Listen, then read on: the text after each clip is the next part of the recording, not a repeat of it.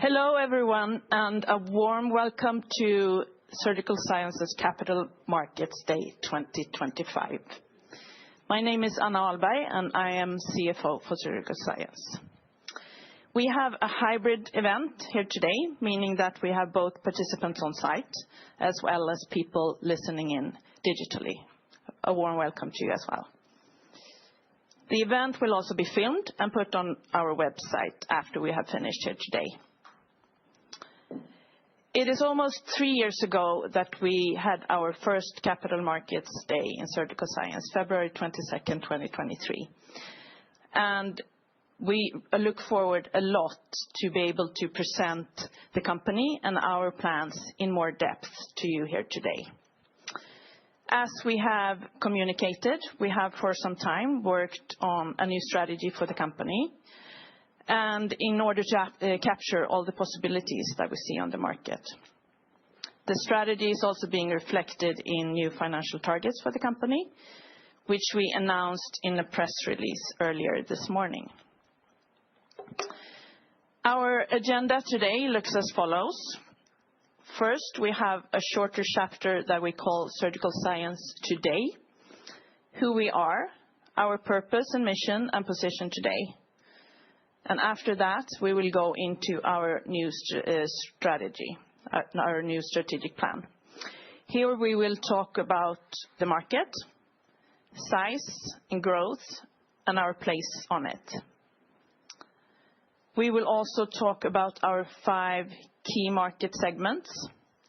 We will do a deep dive into each one of them, look at priorities per segment, and also talk about profitability per segment and see what we can do in order to improve that.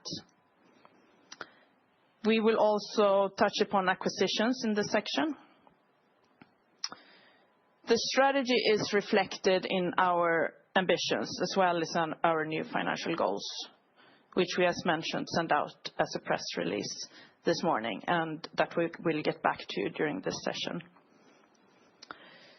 We plan to have a break at 3:15 for 15 minutes. And after this, we have a chapter that we call Expanding the Market, where we will go more into our sales strategy. After expanding the market, we will have some concluding remarks and then a question and answer session. So we ask you to please wait with any questions until then. And during the question and answer session, we will, of course, take questions both from the audience present here today, as well as from you who are listening in.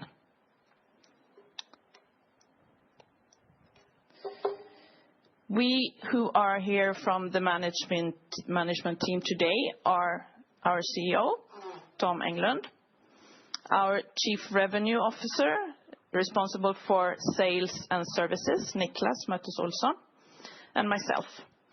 And we also have our chairman and previous CEO, Gisli Hennemark, in the audience, as well as our board member and previous chairman, Roland Bengtsson.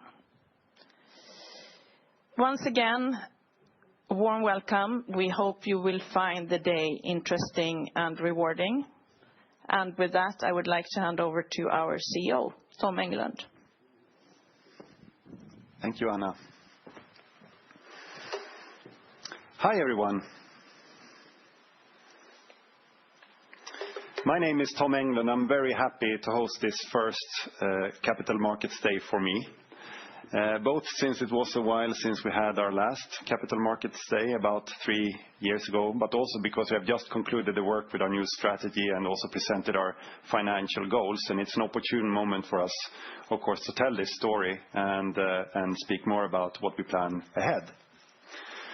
Before I start with our first session, Surgical Science Today, I want to comment on the news that we sent out on November 25th regarding Intuitive cancelling the Memorandum of Understanding regarding simulation from Surgical Science on their DV5 robots.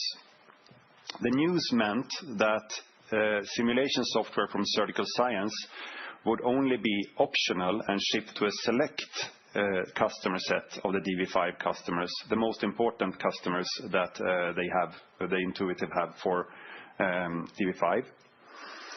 This recent development is, of course, disappointing, both because we have announced a memorandum of understanding earlier, but of course also that sows doubts about our customer relationship with Intuitive. At the same time, simulation for robotic surgery, as you will see here in a second, is more strategic than ever, and we work closer than ever with Intuitive than before on the roadmap ahead. We intend to cover this entire strategic development in the robotics section of the presentation here further on, and what plans we have going forward for the segment. But before we get there, I want to start with a bit of background into Surgical Science today and our business today.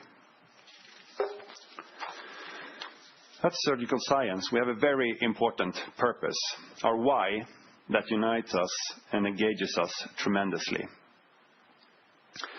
This purpose is new for us with the revised strategy and has been altered from our previous mission statement, with the main change that we have expanded the market to encompass all healthcare professionals.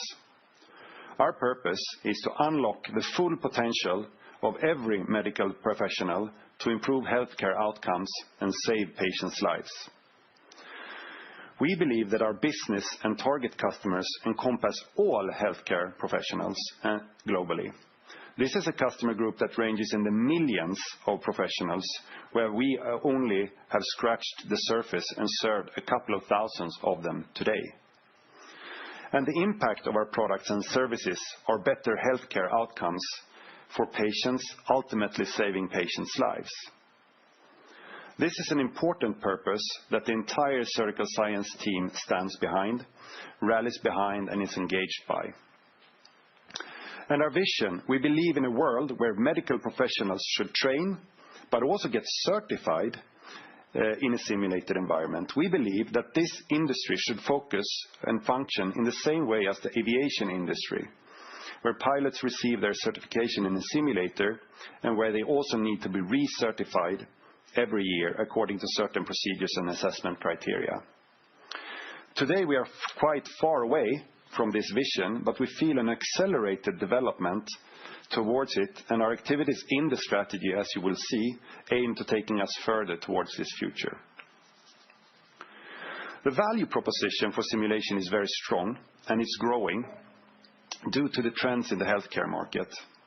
With simulation, healthcare professionals can train in a safe and repeatable way to achieve the necessary skills before engaging in clinical procedures. Simulation exercises can be changed in difficulty, and different patient parameters can be adjusted to allow for a variety of scenarios for the surgeon. These exercises can also be based on the proficiency of the surgeons and create a so-called proficiency-based learning journey. Simulation also allows for standardized and quantifiable results, removing subjective assessments that historically were used and the need for proctors or human supervisors. With the introduction of more and more digital tools and advanced instrumentation, simulation also becomes a powerful technology to train in the safe operation and enablement of these tools inside or outside of the body. And finally, simulation is a scalable and sustainable technology, as opposed to the often used wet lab infrastructure where animals or even cadavers today are used. There's a clear movement away from these types of training environments, and they are more and more being questioned. Simulation is the sustainable alternative. Several studies have also shown the superiority of simulation when it comes to shortening training times versus traditional techniques, as well as improving the procedural quality of surgeon. At our website, you can look at 400 different validation studies providing evidence of the validity and reliability of our simulation technology, which has helped pave the way for revolutionizing surgical education and training. The evidence is overwhelming. Simulation is a very powerful technology to teach psychomotor skills, to increase quality of surgical procedures, and to make surgeons and healthcare professionals more efficient.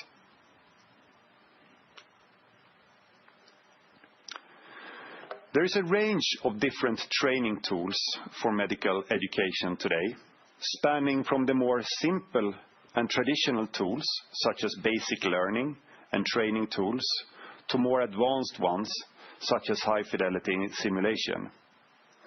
High-fidelity simulation, which is the area that Surgical Science focuses on, strikes the right balance between introductory and advanced motoric training with a high level of realism and flexibility in the scenarios provided. Since it is a simulation, you can get repetitive training to build muscle memory to ensure that you attain the proper proficiency and procedural skills before operating clinically in the patient.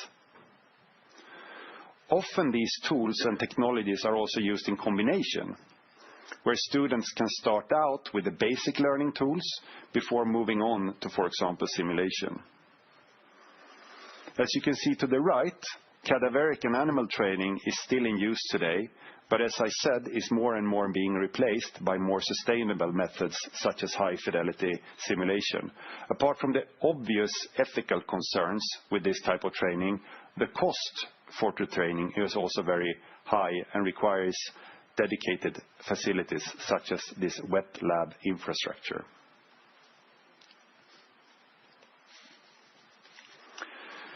Surgical Science today is the clear world leader in high-fidelity surgical simulation with a very talented team of around 320 people.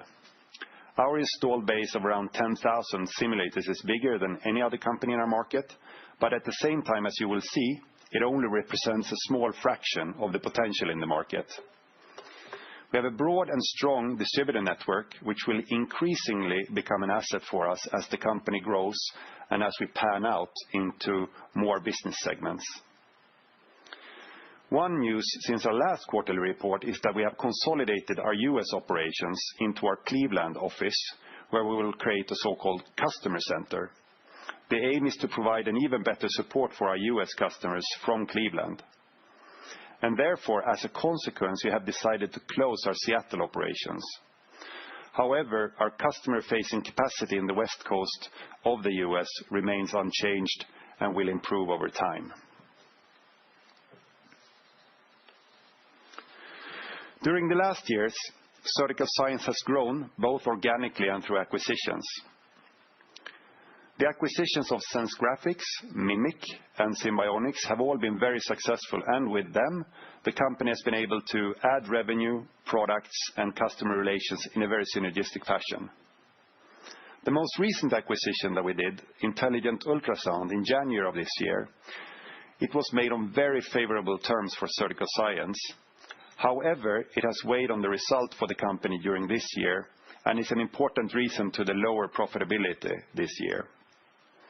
However, we are very satisfied with the acquired assets of Intelligent Ultrasound, primarily within the product portfolio, which opens up new markets for us within ultrasound simulation. We have worked internally a lot with capturing our unique competitive advantages, how we create customer value, and the reasons to why our customers today choose to work with us. These insights are described in what we call the Surgical Science advantage. Customers today choose Surgical Science for a high innovation pace and world-leading products. These products provide unmatched value for our customers, and our customers stay with us in part due to the continuous high innovation pace and value delivery of our team. We have an ambition to provide amazing customer experiences with a high degree of authenticity and clinical accuracy, and we want to make our customers advocates for us and medical simulation. The fact that we have a broad product portfolio and large and global support structure means that we can become a turnkey partner for our customers as well, for simulation infrastructure and operations. With services such as simulator fleet management solutions, we can ensure uptime and correct deployment of simulators across simulator assets across the world for our customers. And the combination of these strengths will become even more important in a market where we will address a broader customer category and not only to the early adopters. The four strengths in combination is also what is necessary to enable our customers to move from operating single unit simulators to the deployment of larger fleets of simulators internally, and for the market then to increase further in size. One of our biggest prides internally is that we have some of the world's most prominent research institutions and hospitals, as well as med device companies and robotic surgery companies as our customers. Our company was founded more than 25 years ago, and many of these companies have been with us for many, many years. This means that we have a high ratio of returning customers, which is really, really great. And many of these customers, especially in the med device space, are also very big, meaning that there is a future opportunity for continued growth for each customer. Having a customer roster like this also acts as a powerful reference as we progressively go deeper and deeper into the market. We would like to conclude this chapter with a video highlighting one of our customers, Andrew Ear, Medical Director at the Stratus Center for Medical Simulation in Massachusetts, United States, as he explains the value of simulation and the Surgical Science advantage.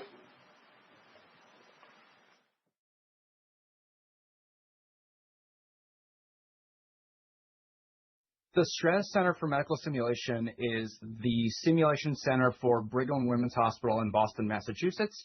We focus on a whole wide variety of skills and courses. We do a lot of non-technical skills. We work a lot with high-fidelity mannequins, but we also do a lot of procedural training, especially with our surgical colleagues. The landscape of medical education has really changed over recent decades. It used to be acceptable to kind of learn on the patients. But in order to do it safely, there are better ways to train and learn than we had many decades ago. Simulation has become a critical part of that training algorithm. It lets people practice and train and learn from mistakes in ways that don't hurt patients, but also don't cause damage to themselves as providers.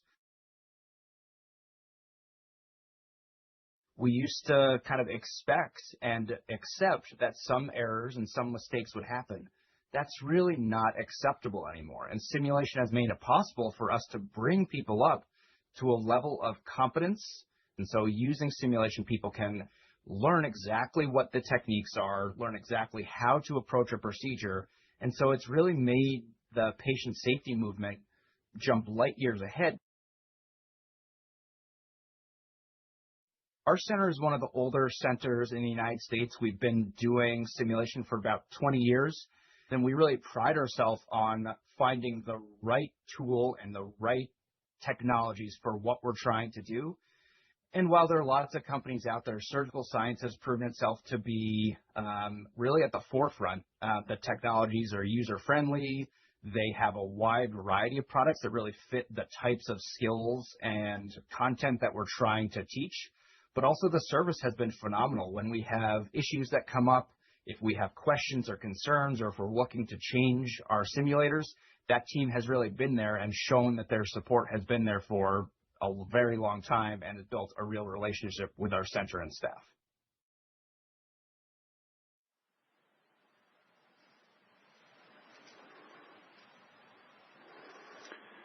This concludes our first chapter, Surgical Science Today.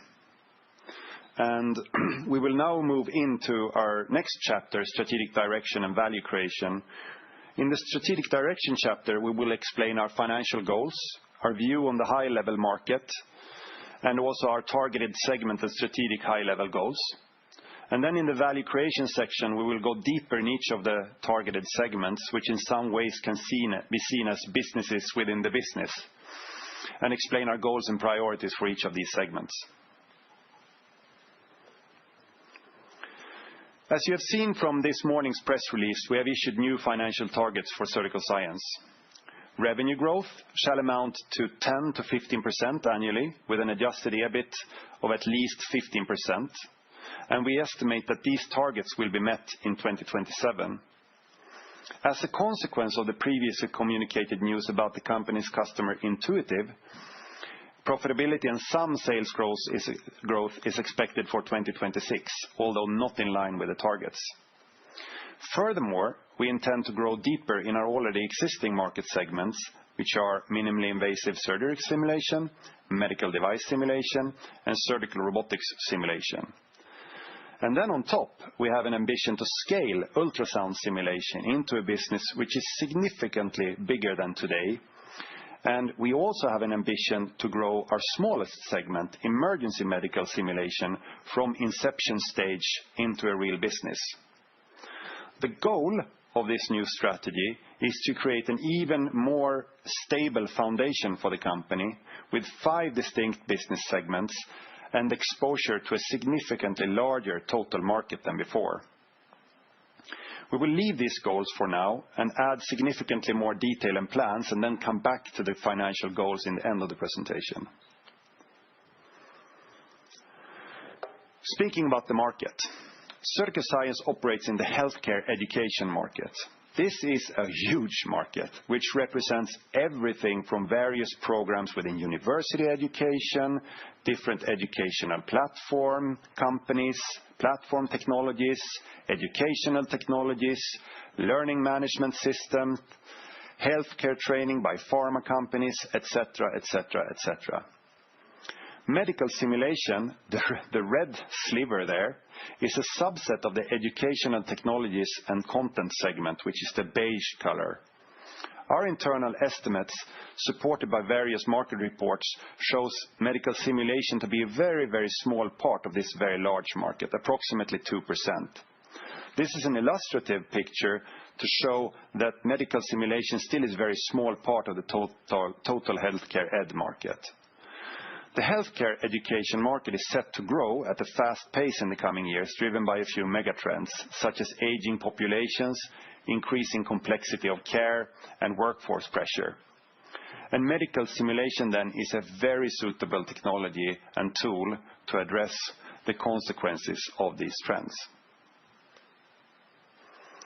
If we then dive deeper into the global medical simulation market, where Surgical Science operates, we estimate this market to be around 25 billion SEK in size. This market comprises of mannequin-based simulation or patient simulators, screen and web-based simulations, where you learn through a computer app or interface, physical or task trainers or so-called anatomical models, and finally, immersive and device-integrated simulation, which is what we do. We assess that the market addressable to Surgical Science and our products and services is around 9 billion SEK. Here there is an opportunity for us both to take market share in already existing segments, so the red part in the left bar, where we sell products today, but we can also grow into other product categories, which are the other colors than the red in the graph. As you know, Surgical Science has 2 overarching business areas: educational products, catering to training in hospitals, simulator centers, and universities, and industry OEM, where we cater primarily to medical device and surgical robotics companies.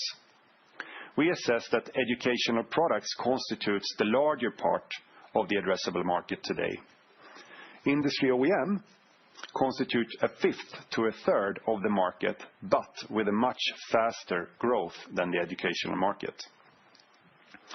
And then also, as an asterisk here, I would like to say that it can be quite deceiving with market assumptions in a fairly small market with low penetration.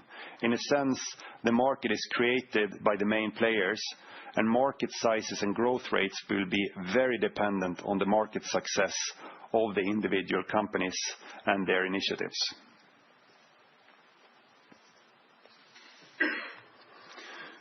We will now move away from our market estimates and instead focus on the strategic direction of the company. We have taken a decision to actively target 5 distinct market segments in our new strategy. As you know, we have historically reported on the split educational products and industry OEM in our financial reporting. We believe that this traditional split, though, is too broad and somewhat a too general view of our target segments, and we have therefore broken down the market further into 5 prioritized segments.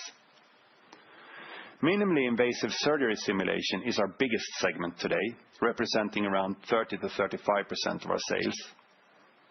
The ultrasound simulation segment has become large due to the acquisition of Intelligent Ultrasound and now represents 15%-20% of our sales. The customer base is somewhat similar to that in minimally invasive surgery simulation, but we are also addressing much larger customer subsegments here with different product categories. Emergency medical simulation is our smallest segment, very much in incubation mode. In this segment, we address customers in the emergency first responder and defense areas. And the large order that we announced earlier this year for a government agency in a Southeast Asian country belonged in this segment. Surgical robotics simulation is our second largest segment. Here we act as a supplier and OEM partner to the robotics companies, and our solutions provide safe and efficient onboarding and proficiency development of the surgeons on the robotic platforms of our customers. And finally, we have an exciting field of medical device simulations where our customers are medical device companies who use simulation both to provide safe and efficient onboarding for their customers, which is similar to the robotics companies. But these med device companies also use our solutions and simulators as a tool for their sales and marketing teams to demonstrate features and benefits of their products in a safe and efficient manner. Looking at our business models, these vary depending on segment. For MIS, ultrasound and EMS simulation, so 1, 2, and 3, we develop and sell simulator hardware together with software modules. For surgical robotics, we engage with our customers in development projects and then are paid licenses for every robot that ships with our simulation. And for medical device simulation, we also engage first with our customer in development projects to build bespoke simulators for these companies, and then we sell them custom developed simulators throughout these often very big organizations. Service and support is always an integrated part of any offering. Our outspoken ambition, and this is very important, is to make each segment profitable on their own and for these segments to contribute to the overall profitability of the group. Today, as you can see, robotics simulation has the highest relative profitability due to the license business model. There is limited relative profitability improvement potential from where we stand in this segment today. But all the other segments contribute to a far lower degree to the overall profitability. One big opportunity and major objective with this strategy is to increase the profitability in all the other parts of the business, aside from surgical robotics. There is a very big upside here and tangible improvement potential in these areas of the business.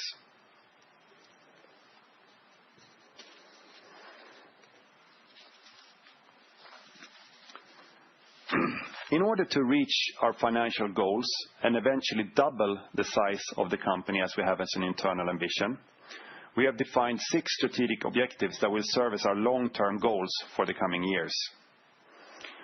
Our first goal clearly states our ambition for continued growth by delivering world-leading products within our target segments. The second goal is to ensure that our customers become happy, satisfied users with our technology and simulation so that they can achieve their goals by proper onboarding, infrastructure around the simulators, and the necessary knowledge. Thirdly, we have as an outspoken ambition to make simulation a standard practice within healthcare education, both as a training, but very importantly also as a certification tool. This will have a big impact on how deeply we can penetrate the market. One goal is centered around the ability to bring up new businesses from inception. Here we are working actively to reach product market fit now for the emergency medical simulation segment. We foresee continued growth for our company, and we want to ensure that we grow in a scalable and a financially efficient way so that we can both grow but also maintain a good profitability in line with our financial goals as we are doing so. And finally, we would not be able to achieve anything without our exceptional team, our exceptional people in Surgical Science. This objective is both about how we are most efficient in our internal collaboration and processes, as well as how we develop our organization as the company grows.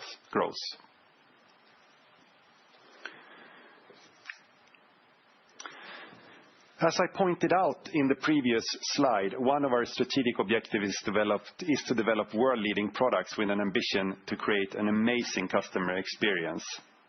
And as an example of an amazing customer experience, we would like now to introduce to you the Robotics Express, our latest addition to our product offering, which you can see here physically on the stage to the left of me.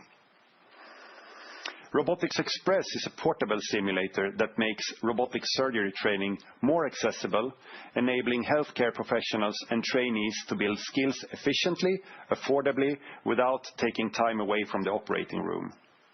The simulator is compact and lightweight, as you can see, has a small footprint, enabling training wherever your surgeons are, without the need for a dedicated facility. Previously, robotic surgery training could only take place on the robotics console, which competed then for the time the console was used for clinical work.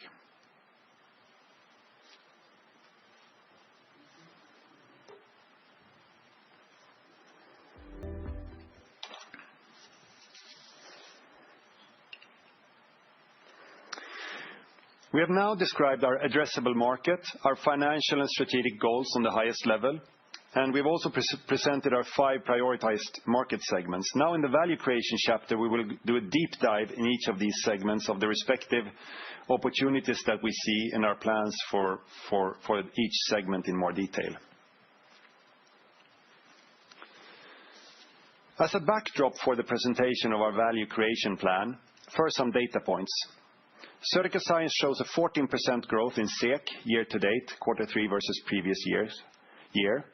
We've had a revenue CAGR of around 11% since 2021. Revenue growth in industry has been significantly stronger than that of educational products. Our industry customers, which predominantly are med device and surgical robotics companies, have shown more resilience in their spending during the economic downturn. On the other hand, hospitals and sim centers, our customers in educational products, have seen a lot of their budgets for CapEx cut, which has affected our sales performance in this segment. Our profitability, which has been around 20 to 25% in the previous years, has gone down during this year to around 10%. The main reasons for this negative development are a shift in revenue stream mix away from license revenues towards more hardware, the acquisition of Intelligent Ultrasound, which was at the time of acquisition an unprofitable company and still weighs on our results, and finally, unfavorable currency effects. As I've already pointed out, we have historically divided our business into 2 business areas, educational products and industry OEM. And educational products comprise of around 500 million, or half of the company's revenues. But as I've already mentioned, we have then divided this segment further down into 3 sub-segments: minimally invasive surgery, ultrasound simulation, and emergency medical simulation. And we will now present them a bit in more detail, each of them. Our first segment, minimally invasive surgery simulation, is our biggest segment and comprises around 35% of our total revenues today. It covers solutions for surgeons and physicians to train in many different kinds of procedures related to minimally invasive surgery. We have 4 main product categories in this segment: laparoscopy, endoscopy, endovascular, and robotics. Endovascular and robotics are the fastest growing product segments, whereas endoscopy remains flat and laparoscopy is decreasing in sales. Minimally invasive surgery techniques have for many years now grown in importance and are many times favored from traditional open surgery. We also see an acceleration towards MIS away from open surgery clearly. This development has in turn driven the need for simulation in order to teach MIS surgery in an efficient way. However, there is still a large skills gap and massive training need for surgeons and healthcare professionals in this field. This training need is growing as the shift towards MIS is increasing. Of an estimated 1.2 to 1.5 million specialty surgeons globally today, only a minority still has received formal MIS training. The value of the technology is also evident since more and more hospitals and residency programs increasingly require that their students go through simulation classes before performing MIS procedures clinically, which further drives simulation adoption within the segment. Now, moving over to ultrasound simulation. Our ultrasound simulation business has increased in importance with the acquisition of UK-based Intelligent Ultrasound and now constitutes around 20% of the company's revenues. Ultrasound and ultrasound simulation is an image-based technology, which is a different tech stack than what we use for example, minimally invasive surgery simulation. The customer base includes both hospitals and sim centers, but also much broader than that, with, for example, nursing schools, sonography programs at health schools, emergency departments, and so on. And in the beginning of the year, we concluded the acquisition of Intelligent Ultrasound, and we have not been satisfied with the financial performance and sales growth of the ultrasound simulation product category in the past year. And as such, the acquisition has weighed heavily on the group profitability. However, with the acquisition of Intelligent Ultrasound, we have become the clear world leader in ultrasound simulation in terms of sales, and with a significantly broader product offering than before. And we can now use this combined product offering to sell to existing customers, as well as addressing completely new segments and customer groups that we couldn't address before. Point of care ultrasound, or POCUS, is an application where ultrasound is used at the bedside by physicians as an early diagnostic tool, and this area is growing rapidly. Hospitals and training programs are increasingly mandating POCUS competencies for residents and nurses. And we also see that training needs extend beyond traditional user groups such as doctors to also now nurses, first responders, medical students. They all represent fast-growing cohorts for us. Surgeons are also now increasingly expected to use ultrasound for new applications, such as guidance procedures in, for example, nerve blocks, ablations, different types of biopsies, and not just as a diagnostics tool anymore. Finally, we see a strong and increased focus on women's health generally, and there's a rising demand for early pregnancy assessment, infertility diagnostics, and maternal fetal monitoring. All these factors are driving the demand for ultrasound training and ultrasound simulation tools. We have a high ambition here internally for this segment, and we believe that we can see considerable growth in the years to come. However, we are at the same time realistic that there is further work to be done when it comes to both creating awareness for our new target groups, as well as some further development of our product offering to capture some of the new use cases and customer groups. We will now look at a video where a few of our key opinion leaders speak about the value and strong rise of point-of-care ultrasound and the importance of proper POCUS simulation. Point-of-care ultrasound is changing how care is delivered. By bringing imaging directly to the bedside, clinicians can make faster, more accurate decisions in critical moments. Point-of-care ultrasound is probably the one medical advancement that has brought the provider back to the patient's bedside. It's a dynamic process making these critical decisions, especially in the more ill patients. And you're trying to get them ready essentially when the training wheels come off, right? When they're not with an expert user, how are they going to be able to identify the pathology? How do you integrate all the things that you're learning? And then more importantly, how do you make good medical decisions? And if you're having to do that all on the fly, real time, with an unstable or critically ill patient, cognitively, you have to make a lot of mistakes. Using POCUS effectively requires more than access. It demands skill, confidence, and practice. High-quality simulation helps build the skills to use POCUS without the pressure, offering hands-on practice in realistic, risk-free environments. where mistakes become learning moments and skills turn into second nature. It's low stakes training with the simulator. You don't have to worry about pushing too hard. You don't have to worry about feeling silly because you've never touched a probe before. And then the beautiful complement that simulators offer with pathologies that you would never see anywhere else.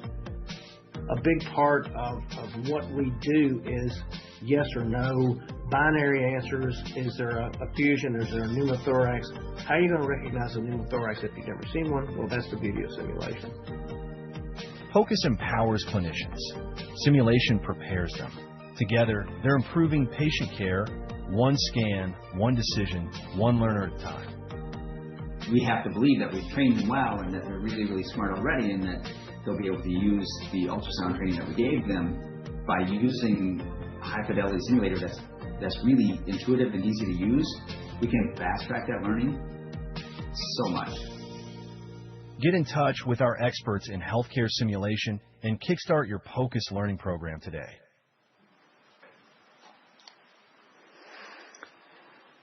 The next segment, and the smallest one, still in incubation mode, is emergency medical simulation.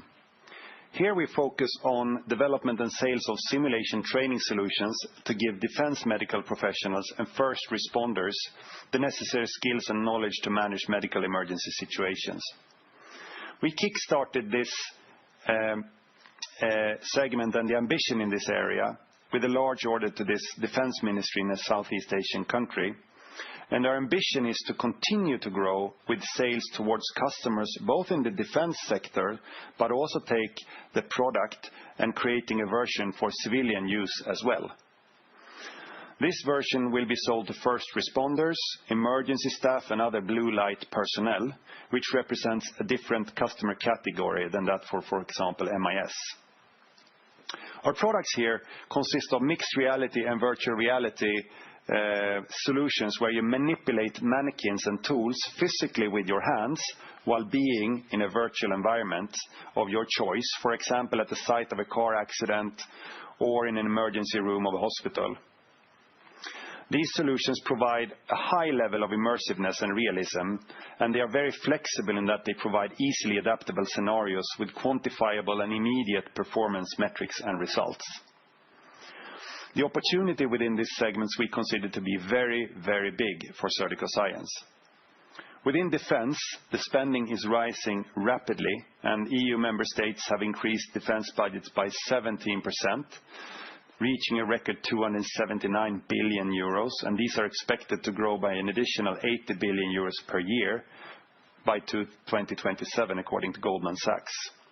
And we are already active in this space, and as I said before, with a major deployment for a Southeast Asian defense customer, and we also have additional defense and national readiness projects currently in the pipeline. On the civilian side, only in the US, there are over 250,000 employed emergency medical technicians and paramedics, and estimates suggest total over 1 million licensed or certified EMS personnel, underscoring the potential for training, recertification, and upskilling. This creates a recurring sustainable demand for high-quality training solutions, including initial refresher, advanced skills with scenario-based simulations. One reason as to why we see particularly strong interest for our mixed and virtual reality solutions is that defense and emergency organizations increasingly require training formats to reduce the reliance on proctors and supervisors, formats that offer repeatability and also that provides immersive scenario-driven environments, which are ideal conditions for VR-based digital simulation platforms. We will now have a look at a video where one of our products within emergency medical simulation, Emerge X VR. This product is designed to teach specific emergency procedures in a VR environment, which provides a high cognitive load for the trainee and a very realistic training scenario.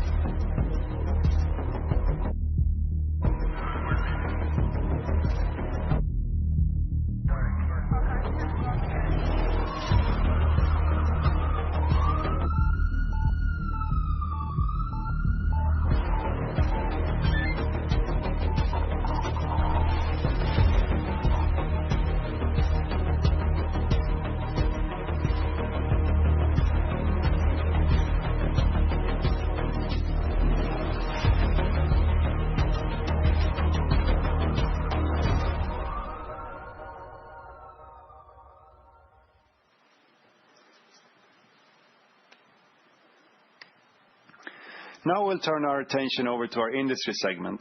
This segment comprises the other half of Surgical Science's revenues and has been growing around 20% CAGR during the past years. Industry is made up out of two sub-segments, robotic simulations and medical device simulation. And we will now describe the segments and the opportunity for us in more detail, starting with robotics simulation.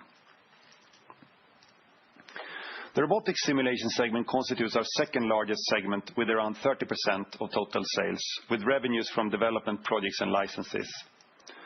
Depending a little bit on how you define it, the market ranges from anywhere from 100 to even 400 different companies. However, if you only regard soft tissue robotics and look at the major players, there are about 20 to 30 of these companies.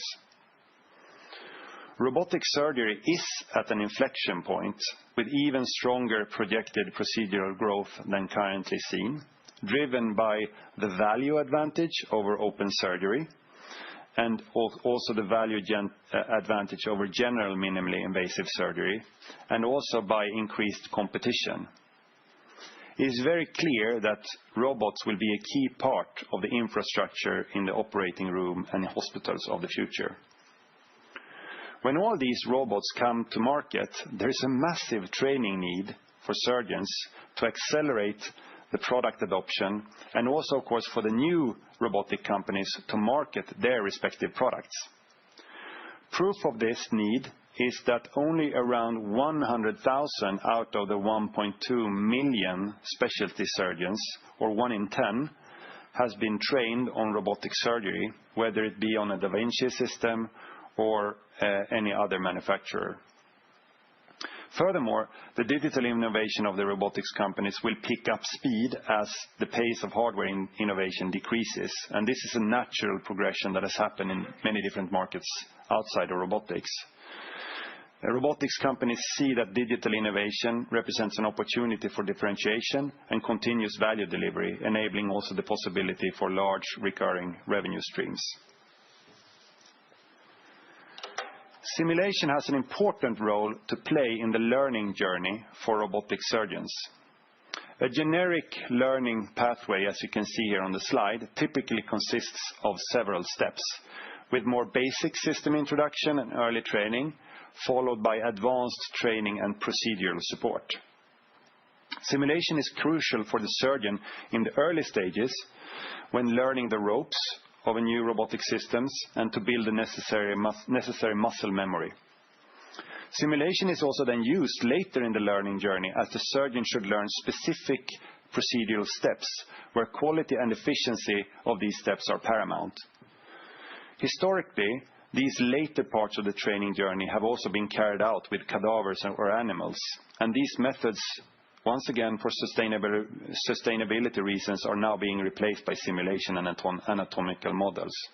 Many robotic companies, if not all, run initiatives to reduce the dependence on cadavers or animals in their training.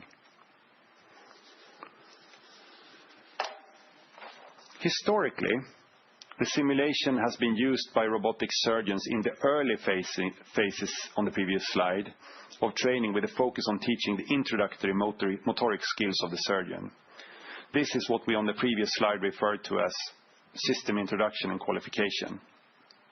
However, the trend is now shifting towards more advanced simulation and also towards supporting surgeons much later in their training journey.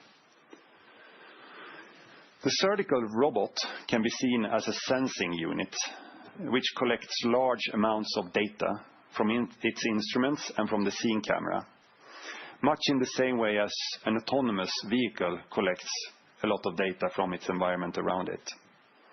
This data can then be used to produce insights for the surgeons on his or her clinical efficiency and improvement areas. All major robotic manufacturers today have this type of capabilities within their digital offering.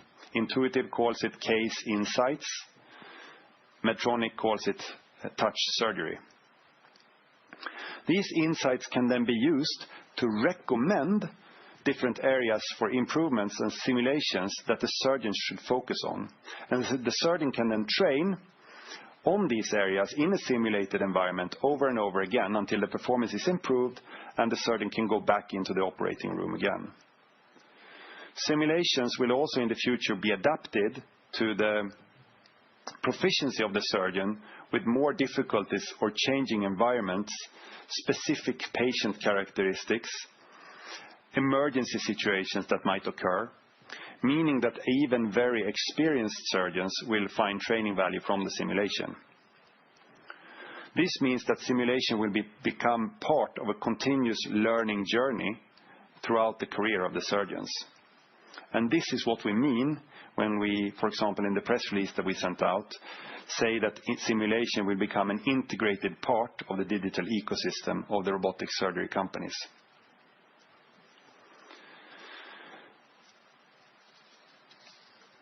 We would now like to listen to our Chief R&D Officer, Ariel Ben Moshe, as he explains the future developments in robotic simulation and the use of AI in our development efforts.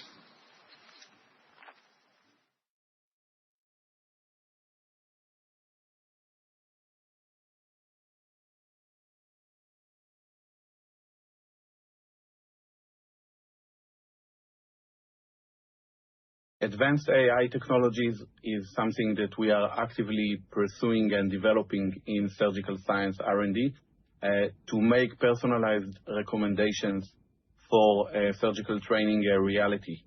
We are using huge data sets and training advanced models that will offer a personalized recommendation for the follow-up training after each simulation session. Imagine that those technologies could also be connected to performance from real surgeries in real ORs and allow closure of the training loop between the real OR and the simulation.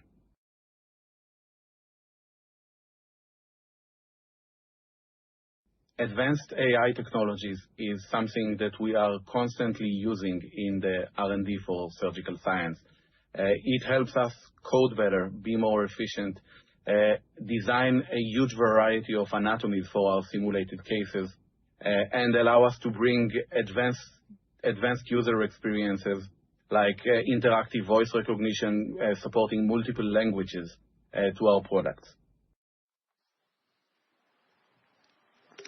I want to add that the use of AI in our development work will benefit not only robotic simulation, of course, but all the different product areas that we have.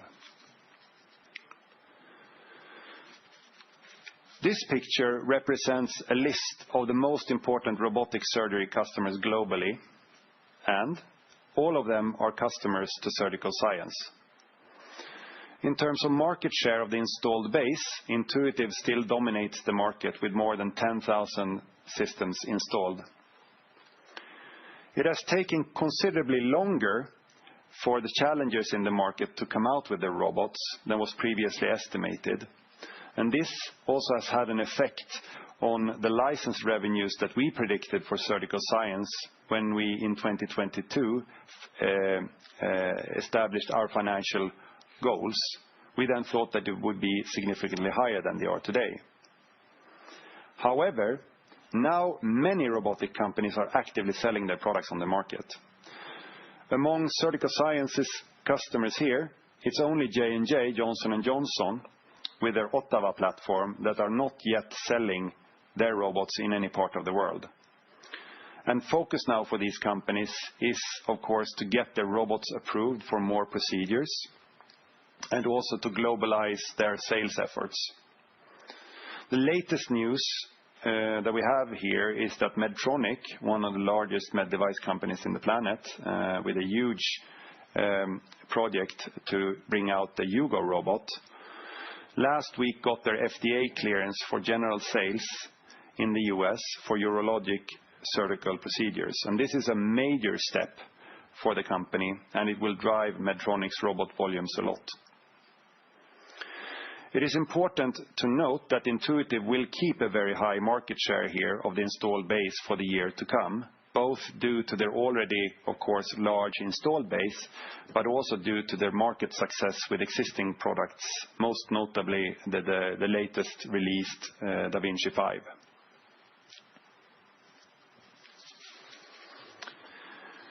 This concludes the robotic simulation chapter. Now I would like to move over to the med device simulation chapter segment. Our customers in this segment represent some of the largest med device customers in the world, and these companies use simulation both as a means to train their customers in the safe operation and installation of their medical devices, but also as a sales and marketing tool at events and customer meetings to showcase the features and values of their products. Simulation is mostly the only way that the med device companies have to demonstrate their equipment without placing it physically into the patient. And as such, simulation has become a very important training tool as well as a revenue-generating tool for these companies. There are several trends pointing towards the increased use here of our technology. Medical devices are becoming more complex, requiring simulation-based onboarding for safe adoption. These steeper learning curves for the more complex devices drive demand for faster and more efficient training. Med device companies are also launching many more new and sophisticated products than before. And finally, there is this trend towards sustainability moving away from animals and cadavers, similar as in the robotic space. Most of our companies here today are within the endovascular or cardiovascular field, and therefore you can see our endovascular products such as AngioFlex Pro and AngioMentor Suite are in the highest demand for this segment.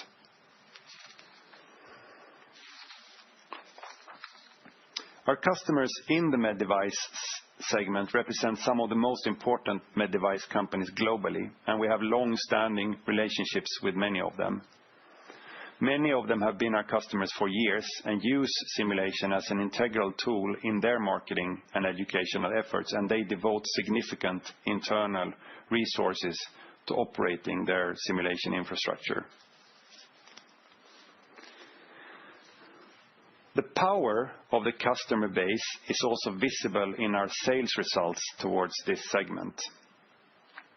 Sales within medical device simulation has grown steadily during the past years, and you can see how the development revenues, which is the light blue bar, is a driver for increasing simulator sales, the dark blue bar, in the years thereafter. One example of this is the large order, potentially the largest single deal in the company's history, that we announced with our Q3 report just earlier here, for one of the world's biggest med device companies. This development project is currently underway, and it will be completed in 2026. After that, we will equip the customer with the simulators that we have developed for the customer, and we believe that that revenue stream will go on for at least 4 years thereafter. The number of development projects that we do for our customers is also a very clear lead indicator for ensuing simulator sales, of course, which is a testament to our long-term relationship. As you can see, these projects have grown steadily in the past years, and we have a high degree of repeat customers, which is a testament to our long-term relationship and the customer success that we create, and finally to the importance that simulation has for these companies.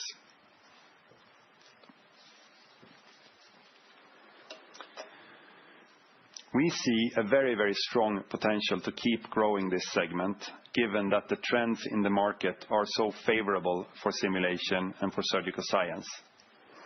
The product launch pace in this field is very high, and only in the cardiovascular segment that this graph depicts, there are around 12 new device launches or devices that get FDA approval in the US every year, so once every month.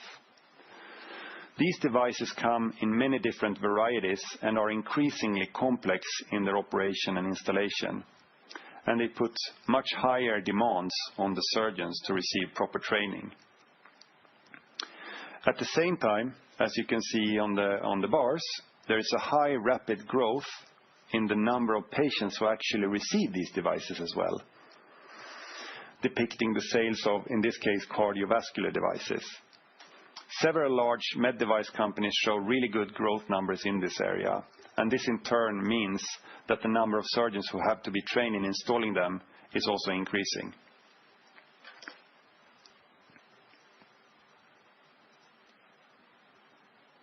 I want to end this deep dive with a movie of how one of our customers, California-based med device company Procept, is using simulation in their sales and marketing efforts.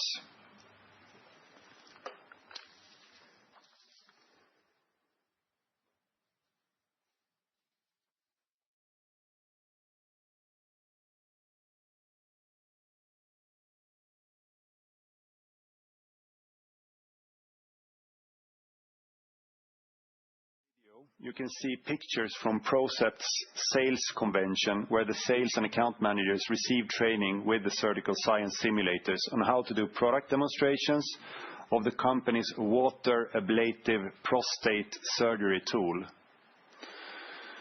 And then Procept's sales team, they use these simulators in their day-to-day interaction with customers. So each sales representative has one of our simulators, both to do like product demonstrations, but also to demonstrate important features that ultimately generate revenue for the company.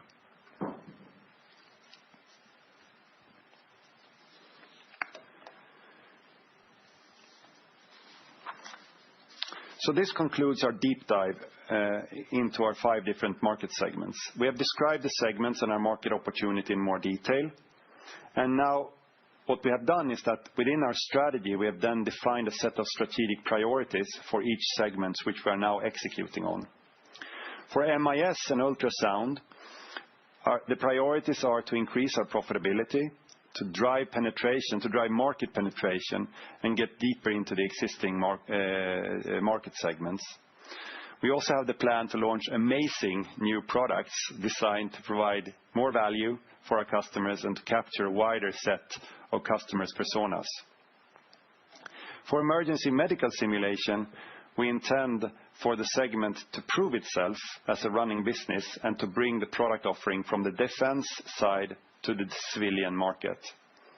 And for robotics and med device, we work to continue with our successful key account strategy to continue to provide our distinguished customers with superior value, and for robotics simulation specifically, to close this loop, to go on this learning journey and to make simulation an integrated part of the digital ecosystem in the continuous learning loop. The financial goals that we today communicated are based on organic growth with no acquisitions factored in. However, we are continuously considering acquisition opportunities which can contribute with either customer base, product diversification, synergistic products, market access, or strategic talent. This is the same perspective and plan that we've had on inorganic growth also before with the older strategy, and it remains unchanged then with the new strategy.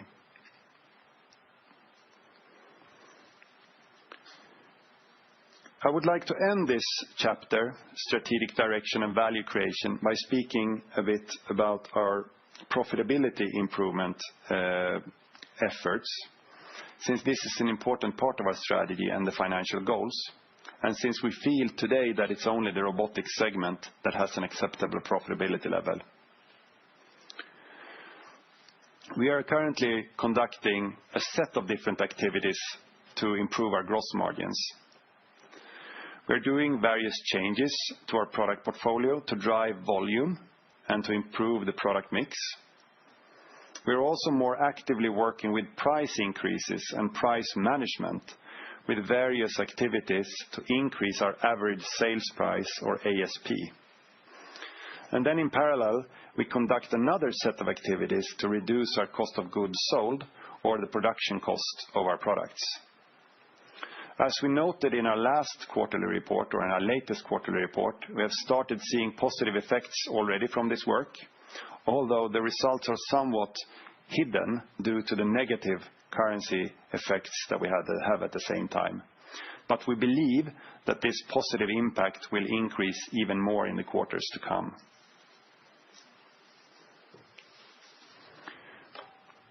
We are also working very actively to improve our organizational efficiency and ability to do more work and create more output with the same or fewer people.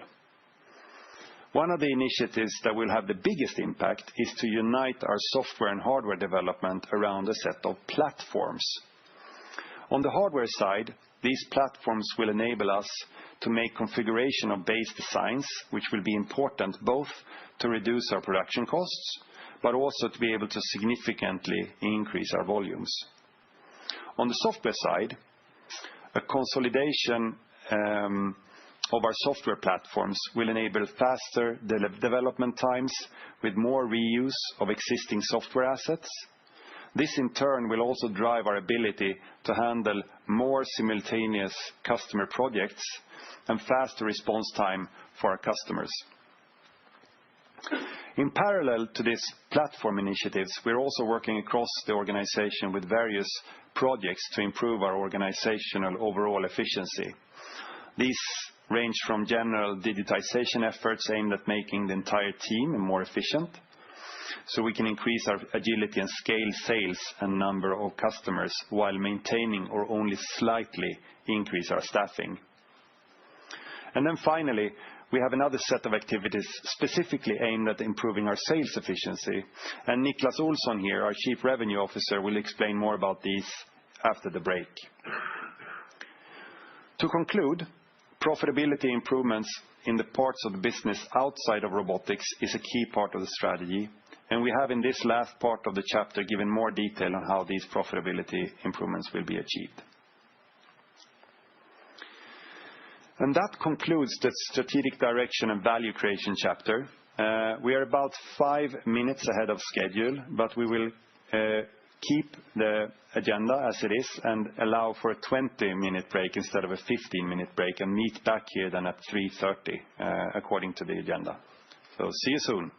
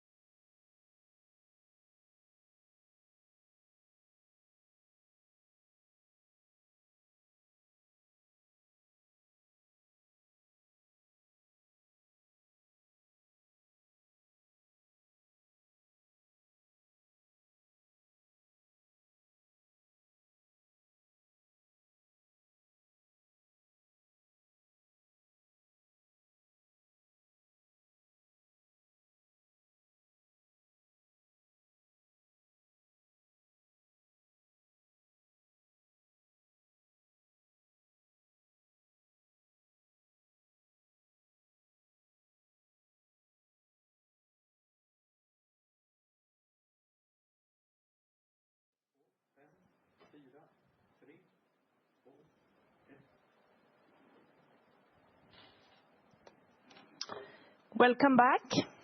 We will now move on to the next item on the agenda, expanding the market, which will be presented by our Chief Revenue Officer, Niclas Olsson. We operate in an underpenetrated market with generally low awareness of medical simulation, meaning great potential for us as a company. A key to how much and fast we can grow in the coming years is related to how we can develop and build strong and efficient sales channels. Therefore, we have a lot of focus on this in the strategy, and I welcome Niclas to present this in more detail.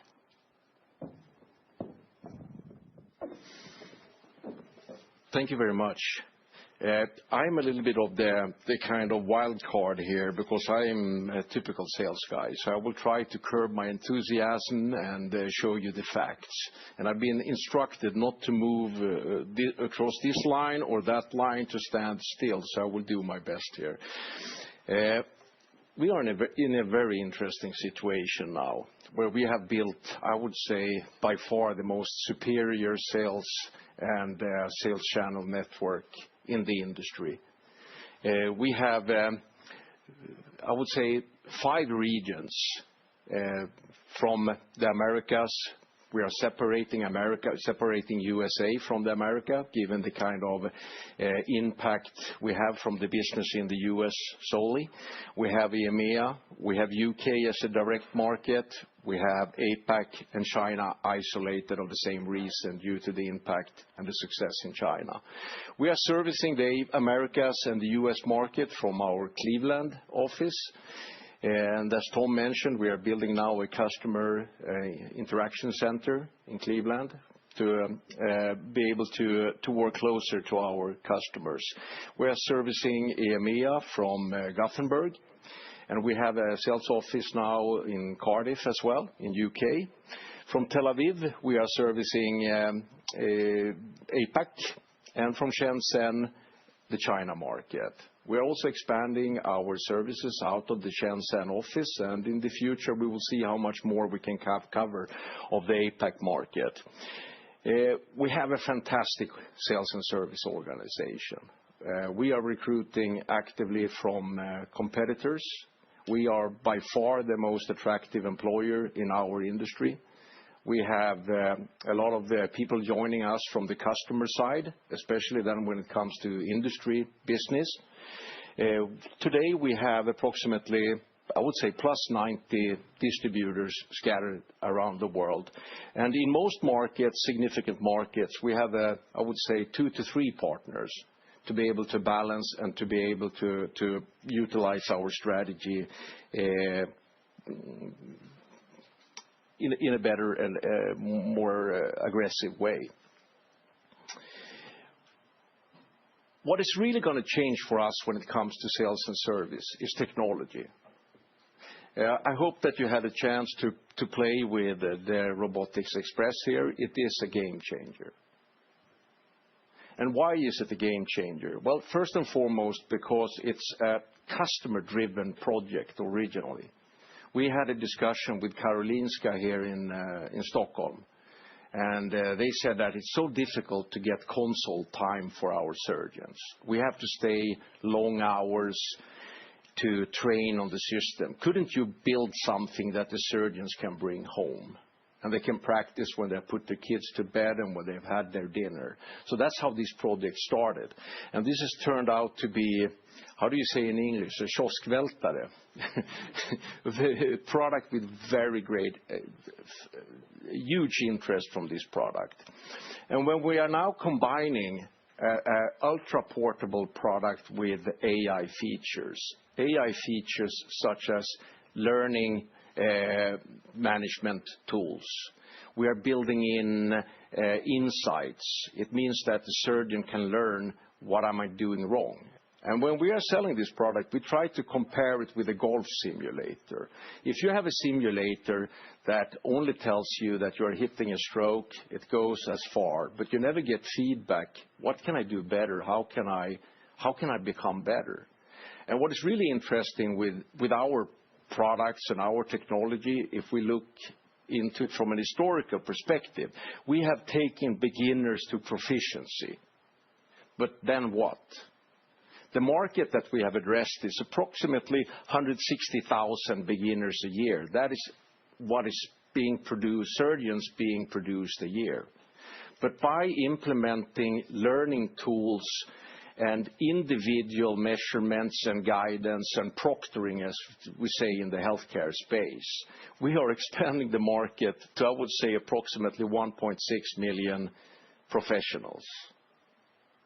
And what evidence do we have of that? Well, one of the first customers of this simulator is a US surgeon that called us up and ordered one unseen. And the listing price for this simulator is approximately $65,000 in the US. And this is what people are willing to pay for a product that they can use as a personalized tool. As we say, how do we make the best ones even better? And that's why we talk about our strategy is expanding the market significantly.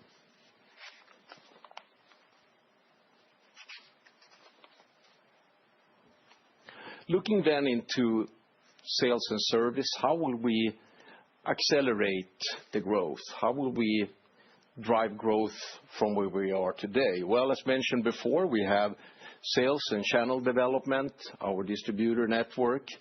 We are running a lot of efficiency programs in sales, implementing new IT tools, AI-supported tools when it comes to quotes, when it comes to managing the business. Even as important part here is to drive simulation as part of medical training. How do we make it, as Tom said before, an integrated part of the healthcare system? You can fly a plane you can't fly a plane without recertification, but you can do surgery 20, 30 years after you went to med school without any recertification. And we see a huge interest today from medical institutions, university, colleges, etc. Provide us tools so we can certify our surgeons and our staff in general. No other organization has the same product with reach as we have. So when we are launching a new product today, we can use our sales channels to quickly get them out on the market.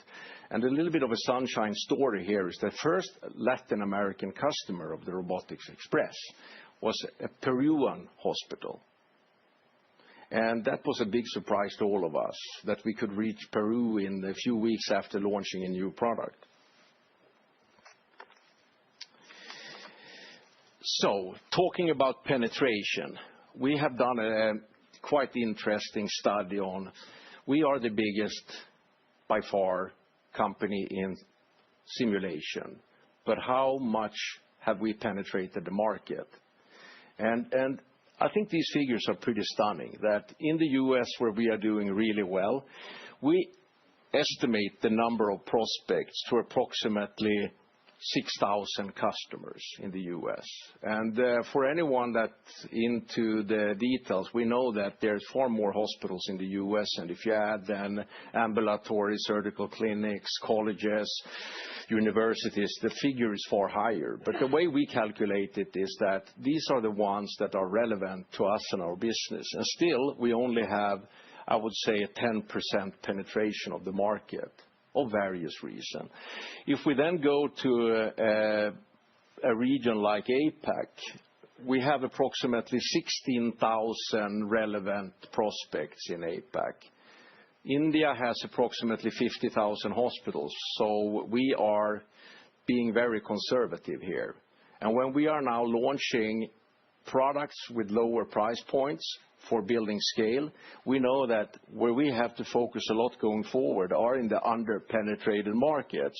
So with the global perspective, we have so far 5% of what we think should be the market for us, even with a conservative approach.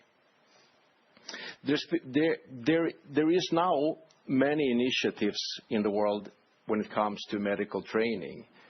One of the reasons is that the age curve. A lot of surgeons today are getting to the tail end of their career. And how do you educate people on new technology without technology?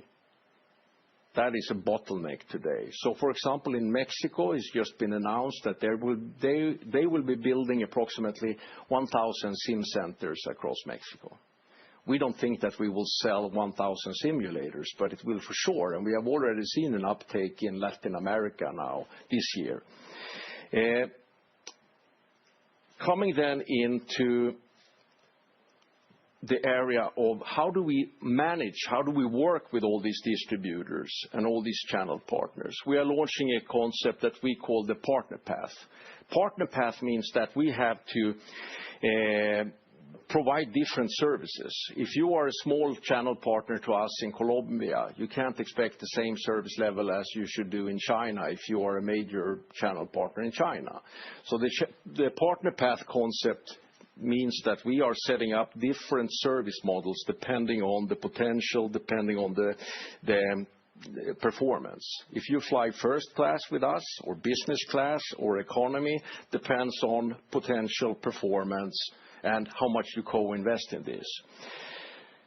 To support the Partner Path, we are now launching something that we are very excited about. It's the Partner Portal. We are digitalizing our sales efforts here. So partners can log on, they can use our tools, our way of coming up with the right configuration for products. They can do the quoting, they can place their orders, etc. on the Partner Portal.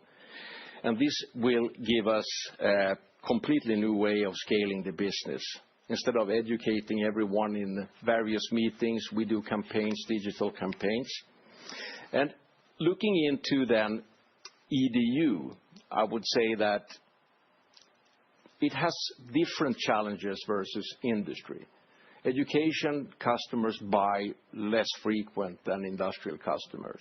Our channel partners need to have access to the right information to successfully close a deal. So with this tool, we can scale, we can work with electronic orders, we can provide faster support. On our side, we have real-time visibility, what is really going on the market, and we can direct resources, etc., based on the activity on the market. And we can also make sure that what's being sold is compliant with our way of doing business. And we are, of course, onboarding new distributors regularly when we are growing into new markets.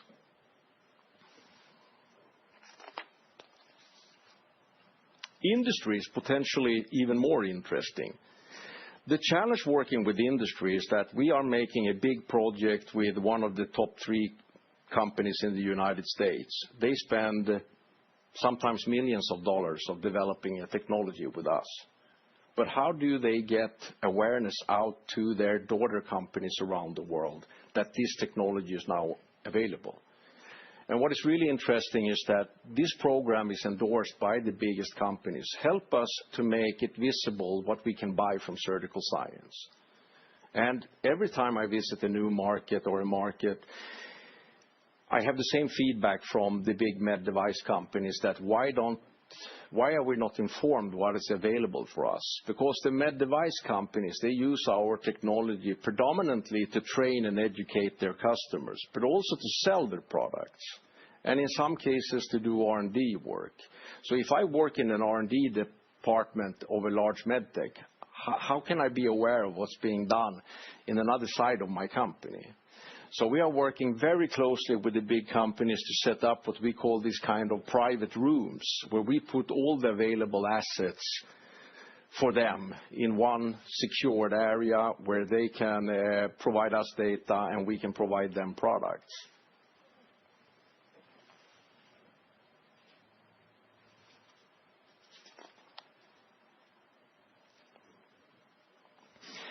When it comes to really driving credibility and adoption, working with medical affairs is very important to us, to work with the leading institutions. We have ongoing projects with Cedars-Sinai Hospital in Los Angeles, with Cleveland Clinic in Cleveland, with Rigshospitalet in Copenhagen. This is how we build the trust for that our technology represents the reality. And with this credibility, we can turn our products into commercial successful platforms. There are many, I wouldn't say alternatives, but today with different digital tools, etc., and we have all seen what's going on now with AI-generated content. It's still extremely important to have scientific-based products, and that's why we are working very close with the medical affairs. There's a number of associations around the world, and we are working with, I would say, most of them. And the associations are the ones that sets the standard for a specific discipline. Even here, working with an association, it strengthens our credibility. And their opinion leaders can, of course, then hopefully talk in our favor. One of the latest agreements we have is with ESGE, the European Society for Gynecologic Endoscopy. They have training programs for robotic surgeons, and they are present in 156 countries. So to be accredited from this association, you have to do a skills test, and you have to do it on a robotics mentor from Surgical Science, and you have to do it on our software. Why is this important? Because when we look at the number of new robotic entrants, there will be in the future more players on the market. Which platform to use to certify a surgeon? And we see a trend now that more and more you turn into agnostic solutions, like Surgical Science.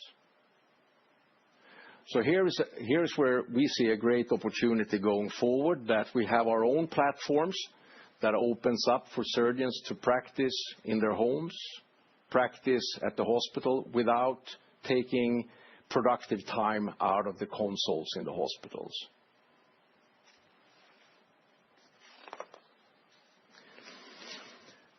So to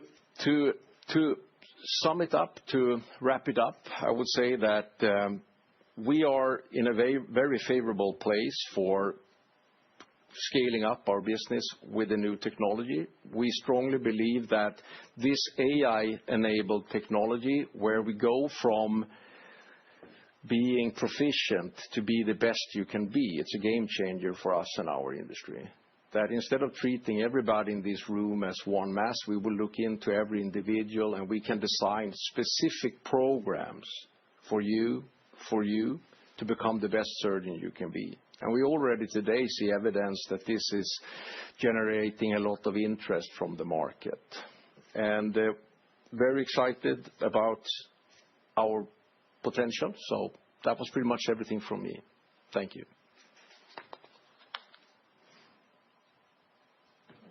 Thank you, Niklas.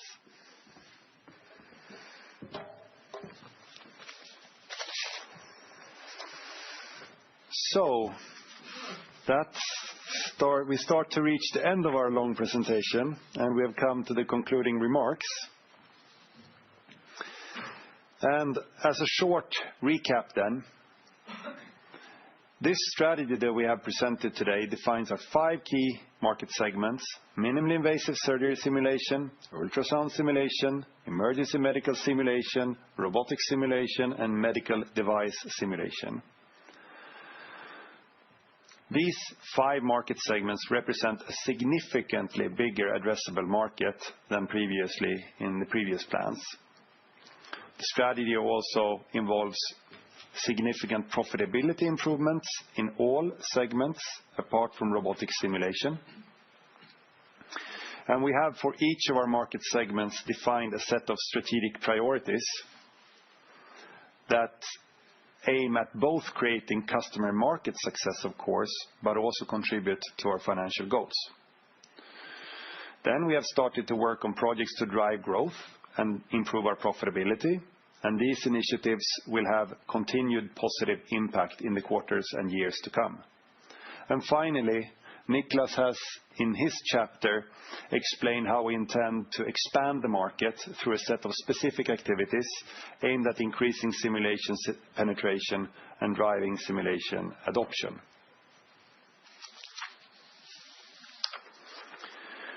We have today also updated our financial targets. The revenue growth of 10% to 15% will in the coming years come from both growth in existing as well as new segments. And the strategy implies that the company will target a significantly larger market and more revenue streams than previously. We aim for at least 15% adjusted EBIT. And as we start delivering according to these goals and to also the strategic plan, our ambition is to continuously increase our financial goals. And we have today also announced that the company will start working on a transfer of listing from First North Growth Market to the Nasdaq Main Market in Stockholm, and we will initiate this work during the beginning of next year. The main reason to why we're doing this is that we believe that we belong on the main market. We have been listed now at First North since 2017, and we feel that we live up to the governance standards of the main market and that we are ready as a company. We also believe that the main market listing will open the Surgical Science share to many more investors. Certain investors have rules that prevent them from investing in companies outside of the main market, and this means that Surgical Science now will open up for them. And finally, being on the main market improves our capital management flexibility with more tools, such as, for example, repurchasing of our own shares. And this, ladies and gentlemen, concludes our presentation for today. Thank you for listening. Thank you for listening to our story, how we will continue to build Surgical Science and create value for our customers and shareholders. Our team, I can tell you, are extremely excited, very engaged, and looking forward to the journey ahead. And with that, we would like to open up for Q&A.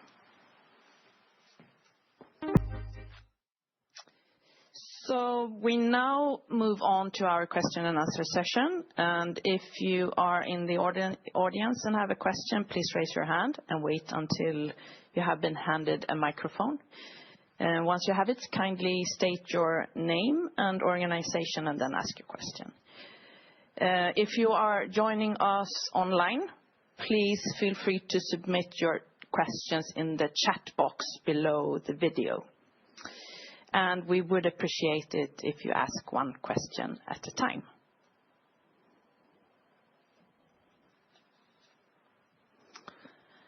Ulrik. Thank you very much. And thanks, Tom and Anna, and Ulrik Trattner from DNB Carnegie. I guess I'll address the million-dollar question. The moat of your procedure-specific simulation in sort of in the news flow of Intuitive choosing to insource or sort of in-house develop basic scale simulation. How confident are you, and especially given the presentation that you have recently here told us that is becoming a more integrated part, software becoming a more integrated part. What hinders Intuitive to develop prosthetic-specific simulation in-house? Thank you. Great question. So if you remember the slide that I showed with the different steps in the learning journey of the surgeon on the robotic simulation chapter, you have the early steps, which is more of the basic simulation, leading up then to the later steps, or the further steps where you have the more advanced procedural type of simulation, the ones that we provide with Surgical Science now towards Intuitive. And we think that the basic simulation tools, they can be done in engines such as Unity or Unreal, very similar to the type of computer graphics, that computer game development that you have with other companies. Whereas the more advanced procedural type of simulation requires real-time physics engines and a considerably more advanced and complicated tech stack. And we think that there's, given this other trend that we see on this continuous learning journey, where the surgeon will practice more and more later in the more advanced type of scenarios, there is a very strong case to be made that procedural simulation will become a very important part of that entire digital offering. And then, of course, your question is, okay, so if you can do it, can somebody else do it? And here I would say that there is a couple of different answers. First, it has taken the company many years to get to the position that we are today. And we have quite a talented team. So I think we have a strong head start. It's considerably more difficult to build this type of procedural simulation than the more basic skills. And then thirdly, it might not necessarily be in the interest of the respective robotics companies to do this type of simulation by themselves, because it goes back to what Niklas said about the generic trainers and the training driven by the societies rather than the robotics companies, and creating credible certified standards that you can certify surgeons against. And that should be done then with neutral bodies rather than the manufacturers themselves. So our plan here is, of course, to lean in and continue to have a very high innovation pace and make sure that we can be part of this continuous learning journey and be a very proactive supplier towards the robotic companies, at the same time as we're working together with the medical associations to develop these standards and certification processes, as well as innovating and developing our own tools, such as the Robotics Express that we have shown. And just to follow, what is a reasonable penetration rate of procedure-specific simulation? Prior to the announcement, I think Intuitive went out and told that they had a roughly 30% penetration of their installed base, but that also included basic training. And that is difficult to tell. Because it depends not only on kind of the value of these different technologies, but also how Intuitive plans to sell it, to which customer cohorts and so on they plan to sell it. So that's why we will not comment on a specific procedural or a specific attach rate, but rather that we have given a quite large range instead in the financial impact that this news has for our company. And if I can squeeze in one also a follow-up, did you get any sense or any heads up that Intuitive was developing a basic scale simulation for the DV5, given that you were a part of the development of the DV5? We work very closely with Intuitive. We have done so for years, and we have, an intimate relationship with their development teams. We have never disclosed or had any discussions about this type of changes, like from a commercial standpoint, but of course we know what they're working on, sort of. But no, it was as a surprise for us, the change in the MOU, and of course not a big disappointment for us. That hurts us in the short term. But I hope that you also feel now that in the long term it can actually have a lower impact, given that we see that procedural simulation has such an important part to play in the digital ecosystem of these players. Thank you.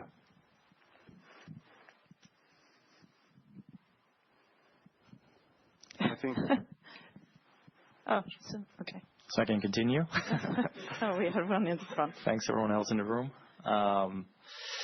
Robotics Express. Obviously, I understand what you're planning to do here, taking it sort of into a generic segment, trying to open up sort of the minds and the skills of resident surgeons and the ones not getting the ability to sit down in a Da Vinci, for instance. But the software itself looks very similar to that of what Intuitive is offering, built into their DV5 system now with the basic skills. So what customer segment are you planning to address here? The customer segment that we're planning to address with the Robotics Express is kind of the broad beginner base, as Niklas had in his triangle there, the pyramid, as well as a certain set of the professionals. And what you need to do is you need to be able to offer the entire kind of offering, simulation offering, as to cover that entire learning pathway. And then, of course, in the beginning, when you're learning the ropes of a robotic system, and you get to understand how to handle the clutch, for example, or how to handle the instruments, I guess there is a limited kind of differentiation that you can do in terms of the exercises, and it's about actually making the simulation fit the specific robotic modules. So what we have not shown here, for example, is that this generic trainer can also be equipped with different types of grippers and different types of clutches to fit the different robotic models. So in that sense, it's going to be more of a specific, it can be a more specific robotic experience for one specific manufacturer. So in that sense, it's flexible. And then as you go more into the procedural simulation, there is a wide variety of different types of procedure and different types of critical steps that you can simulate. And there, I think it will differ from manufacturer to from robotic company to robotic company. And also, we will continuously develop that part. So there is a lot of room and opportunity for continuous value delivery when you get into the more advanced procedural content. I play around with it, and I got the understanding that it doesn't include haptic feedback. And I guess if you're a new surgeon trying to sort of apply robotic surgery, that haptic feedback is by far the most sort of important skill set in order to get started with robotic surgery. So how much of a problem is it that it lacks haptic feedback? So, of course, we have done a lot of customer interviews before, conceptualizing the product. And one of the discussions is around the need for haptic feedback. And there's only a few, very few robotic platforms that have haptic feedback today. Most of them have not. And you can also learn the introductions well without a haptic feedback. And it also has to do with striking this balance between accessibility, portability, and let's say more realism or more proximity to the actual robotic simulator. So in that case, then you would, if you want to practice haptic feedback, then you can do that on a procedural simulation from Surgical Science on, for example, a console instead. So those are the type of balances we always have to strike in product development as we develop our products. Great, thanks so much, Simon Larsson from Danske Bank. I was just curious because you said that you wanted to improve the product mix, right, going forward. So what does this really entail? Is it more software content or more standardized hardware and bringing gross margins higher? Or what does It's a range of different. It's a good question. It's a range of different activities, and we sort of touched on them in different parts of the presentation. One of is this platform thinking, both on the hardware and software side, right? That makes us have fewer product variants and a few base models that we can base a lot of different products on. And then the same goes with the software, having a few platforms that you can then build from with reusable software assets that will also help margins. Then it can also be things like, let's call it product-related decisions. So saying, for example, that we are a company that should be in the high volume production and not in the, let's call it Swiss watch manufacturing, where we only produce a few simulators a year of a specific product. And that means then reshaping the product portfolio to actually go for the higher volume products and for, of course, also the higher volume segments. So those are some of the initiatives that we're doing. Yeah, perfect. And also, I guess then the new financial targets, 10 to 15% for the group. Is it fair to assume still then that we will have higher growth coming from the med device OEM side and a bit lower from the education? Or how do we end up at the 10 to 15% as we go forward? I mean, Anna, please feel free, but the 10 to 15 is, if you look at the momentum right now, the momentum is much stronger for industry than for educational products. And we have said that educational products can also have a double-digit CAGR, but it has been lately hampered by the kind of budget situation and the budget shortages that we have in the hospitals. So also again here we have taken försiktighetsprincipen and principle of caution. And said that sort of the average is 10 to 15. And we feel that it's important that we can start delivering on these targets and then we can progressively increase them as we go. But you're right that we definitely foresee industry and med device and also robotics once the new robots come up to have a significantly higher growth rate than either. Maybe a final one, if I can squeeze that in. I think you mentioned the big med device contract that you won in Q3, that it will sort of last for 4 years as it rolls out in terms of products. Is that a typical sort of timeline or product life cycle for that type of product? Or Niklas, what do you say about that? I mean, I would say that when it comes to med device simulation, first and foremost, we have the development phase, and then we have the rollout phase. But then we also have Stand here so that they can see you. Oh, you can see, you can hear me. We have 3 phases: develop, build, deliver, and then we have maintenance and support. So it actually goes on, and this is a very sizable project. So normally we have design and build maybe is a 2-year phase. This one is significantly longer. But we see a trend that more and more of these projects are coming due to the shift from using cadavers, I mean human cadavers and animals. So there is a trend today in the industry to go away from that space into the digital space. Did I answer your question? Yeah, I think so. So yeah, maybe then to conclude, so a 4-year sort of life cycle or rollout is maybe a bit on the longer side than and also given the size of the project, of course. Yeah, makes sense. What will happen also is that some projects will, some med device products, what happens is that they have some sort of midlife kicker. So after a few years, they come up with improvements, and then they come to us and we make improvements, a new development project, and then the hardware simulator can perhaps stay another couple of years. That extends the number of years from 4 perhaps to 5 or 6, and then it also gives us an opportunity to sell new software modules onto those simulators as well. And I think it's a fantastic situation that we're in these kind of med device companies, because as the innovation pace is so high, as I showed, there's ample room for growth within each of them, right? So it's more like our internal capacity sometimes to handle these projects that actually puts a limit for how many we can do. Very clear. Thanks so much. I think maybe we had a question over here. Hi. Karl-Erik Forsstad, private investor. A newcomer to the company, which is lucky, so I'm a happy investor. AI is the new animal in the room. What potentials or risks do you see? Would it be easy to use AI to do what you have done in a number of years here? So as Ariel spoke about in his video, we use AI both in our product development to actually build better products. And Niklas spoke a little bit about what type of features and functionality that you can get from AI. You can get more like insights from the actual output of the simulator, so that the AI or the software can guide you better through your proficiency journey or your learning journey, right? And then we also use AI, of course, as many other companies do, as an internal efficiency tool in all the work that we do, both in R&D but also in other parts.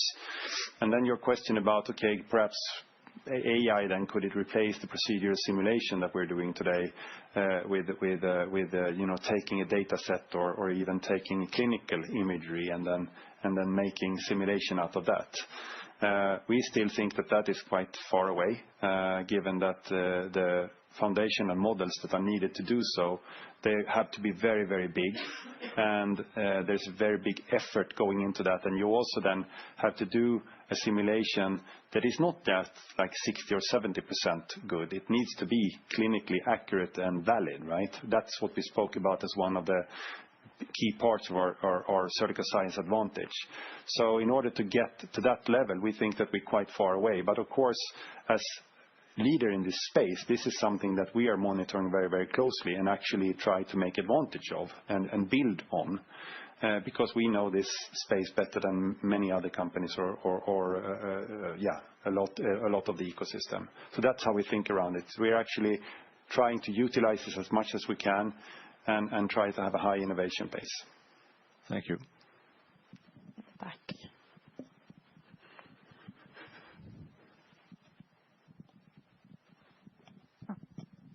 Thank you, Ulrik Trattner, here again from DNB Carnegie. A question on educational products. My impression, and based on the history of Surgical Science, the profitability of the educational segment is largely volume driven. So it's volume dependent. And we had a discussion a year ago where you stated that you did see improvement in the procurement and tender activity of the industry. What's the state of the industry right now? When it comes to your statement about that it's volume dependent, I'm not sure I agree, actually, with all due respect. I think that we have opportunities both to become more efficient in our production, but definitely also in our sourcing activities. And with the initiatives that we're doing on the platform side, there is lots of profitability improvements that we can do on our production costs in general for educational products. But then, of course, as you say, with increasing volumes, we can distribute the work over more units if we are efficient. So that will definitely help. Then your second question, I think, was more around the kind of the state of the business in general for educational products. And here we, I think, see a mixed picture, I would say. Certain markets are growing very strongly, as we recorded 45 or 46% growth in EMEA last quarter, for example. And other markets, such as our important US market, have more of a sluggish development. And here, what we are trying to do is, of course, to have specific plans for each and every one of these markets. But, of course, we cannot expect the same kind of growth rates right now from where US is today in the type of development that they have up to EMEA. One of the things that have really worked well, even in economic difficulties, if I look back at my experience, is that if you launch new products, even if it's a sluggish budget situation or sluggish economy, there can be a very high new product pickup also in tough markets. So that's why we believe a lot in launching new products as a vehicle to drive sales, both in markets that are doing great and markets that are doing not so great. And just what about forward integration? It looked like your acquisition of Intelligent Ultrasound was a bit of sort of portfolio acquisition, but it was also you buying a market space in the UK. Are there more markets that you're open up to taking over from distributors? What's your take on it? No, I think that on the industry side, we have a very clear key account direct strategy, and we will keep that because it's fewer customers, fewer accounts, and they require quite a high professional and sort of relation with many different counterparts of Surgical Science interacting with the customer. We strongly believe in the distributor model for educational because it's a model that we can get a large coverage, as Niklas said, more than 90 distributors globally. And we can also use this model as we have 5 different market segments, so we can create separate sub-segments of distributors depending on the different segments that we target, because the customer groups are fairly different. So it's definitely so that we want to keep on working with the distributor model. And we do think that with some of the efficiency methods or projects that we're running, we will actually become quite profitable in doing so as well. Colin Velt, Tin Fonder. So you mentioned you want to scale on software. Historically, you kept the physics engine separate after the acquisitions and kind of had a last meter integration in the software. Is that changing? So you want to scale more? Can you just add some more detail on that? So we have, because of the acquisitions, as you point out, we've sort of come with different tech stacks on the software side and on the hardware side, of course, into the company. And then there has been some integration being done, as you point out, but not kind of to the full extent possible. And I think one of the key parts of this plan now, as you could see on the OpEx slide there with platform, is to consolidate the number of physics engines even further. And the main reason for that is to be able to handle more customer projects concurrently and use more of the software assets that we have. And also that the entire team is trained on one specific engine so that all the different improvements and work goes into the same bucket, so to say, and benefits all of our customers.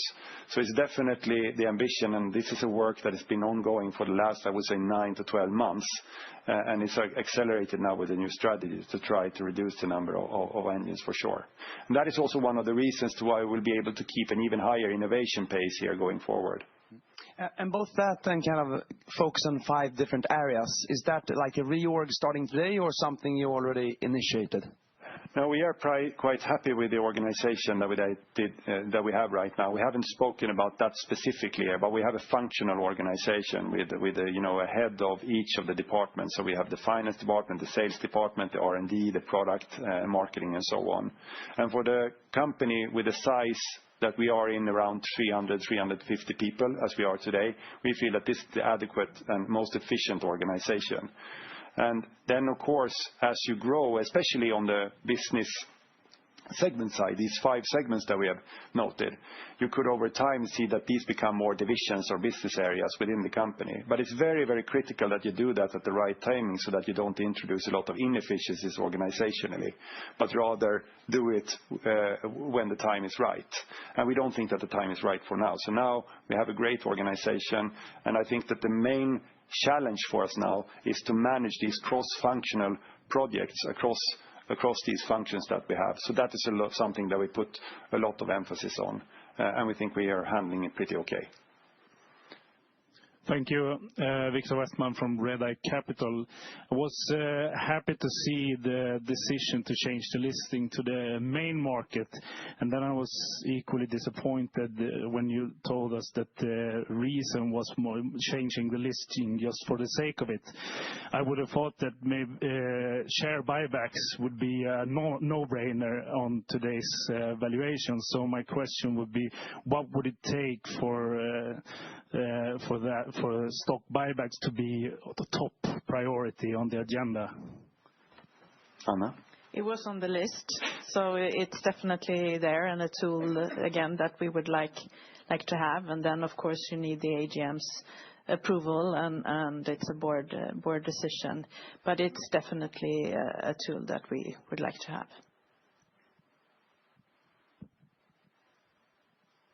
Should we take a question from the... Yes. Chat? Let me see. Maybe a bit in line with your question, Simon, but still, in which market segment do you see the highest growth potential, and which segment do you expect to be the primary driver in achieving the overall growth target for the company? I think that the smallest market segments are, of course, the ones where we will have the highest growth rate just because of the simple mechanics of it, right? So emergency medical simulation and also ultrasound, we're starting from very low levels there. But then I think that when it comes to the segments that will have the highest impact on kind of reaching our overall sales growth target, will definitely be minimally invasive surgery simulation, medical device simulation, and robotic simulation, because they are the biggest ones. And both robotics and med device, we have this stronger growth rate. And I do think that if we are successful with the strategy of expanding the market, there is a very big upside also in minimally invasive surgery simulation, just because the fact that we still have a very low penetration in this segment. But I think the proof is in the pudding here, and it will take some time before we can see those kind of revenue growth accelerate to a different level than they are today. And then on top we have some macro economic factors that are working that we have to take into consideration. Then we have a question. Should we expect a scenario in which hospitals decide to only go with one RAS provider, meaning robotic surgery provider, given the complexity of training on several different robot simulations? I can start here, and perhaps you can chime in, Niklas. But what we see in the market is that there is a clear need for alternatives to the incumbent robotic surgery supplier, and that hospital management and also surgeons welcome the newcomers that come in, not perhaps only because it provides more competition and a better price points, but we definitely think that the OR of the future will have several different robotics platforms, two, perhaps in some cases even three different robotics suppliers, and the third one will be for specific applications that the two general robotics suppliers cannot handle. So we believe that is what's going to happen. I don't know, Niklas, do you want to comment further on that, or? I mean, it's in the markets where there is public tendering, the hospitals can't choose. And we see that across Europe and in some other spaces as well. And when you look into the current alternative and the options that will come, it's going to be a drive for having multiple platforms. And I just want to take the opportunity while standing up here to respond to the question about fidelity or haptic feedback. It's on the market actually a non-issue. because from the robotic platform suppliers, they don't want the training device to be so similar to the real thing, so to speak. So it causes a problem with muscle memory and that the trainees believe that they can fly the real plane, so to speak. So we have a number of projects with the industry with this platform when we will configure it with, as Tom said, new grips, etc. But fidelity or haptic feedback has never been an issue.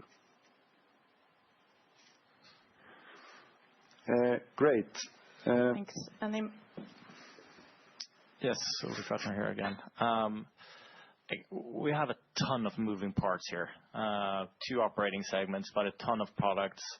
You talk about improved profitability for educational products coming from different angle sources. Wouldn't it make sense for you to get a bit more transparent and start sort of reporting a contribution margin per segment for us, enabling sort of to track the development going forward? Yeah, you're absolutely right that this is the first time we actually actively started speaking about the different profitability levels, relative profitability levels of our different segments. We haven't done that before, right, on one of the early slides that we had here in the presentation. And we think that it's important right now to say these are the areas where we have profitability improvements. But then, of course, as these grow, I spoke about divisions and larger business units as this company grows, then, of course, we will also start tracking these financially. But it doesn't make sense with the small P&L that we have today and the number of shared resources that we have across these segments to do it. The most important thing that we should do for the segments right now is to make sure that we can have great and amazing products for each of the different segments. And we can make sure we have strong sales activities and marketing activities for each of the different segments.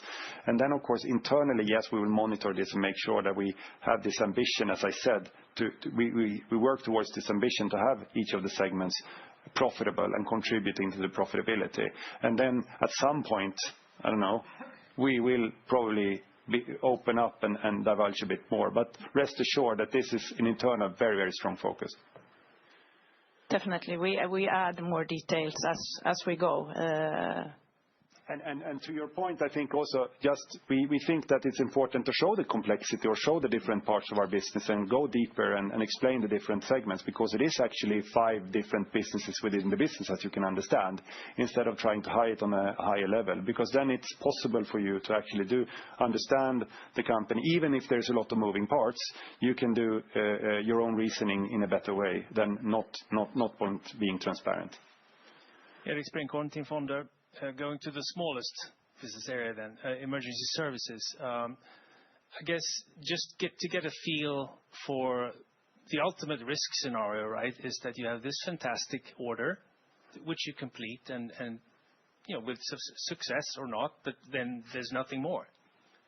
Because we don't know, we haven't seen it. And the upside is, of course, that every rescue worker in the world has to perform some kind of training like this. So is it since you bring it up as a business segment, is it even feasible that this would just fizzle out and become nothing, or what's your feel? It's a very good point, and as we said, that it's less than 5% of the company turnover, so it represents a very, very small part, right? And as we were also very clear about, we started this when we got this order from the Southeast Asian company.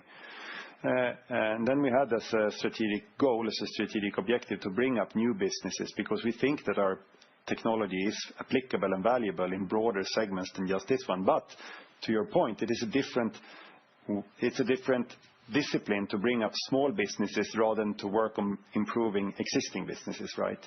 So you have to do it right. Both you have to set the expectations right, and we have been very clear that this is an incubation and we need to take it to the next step.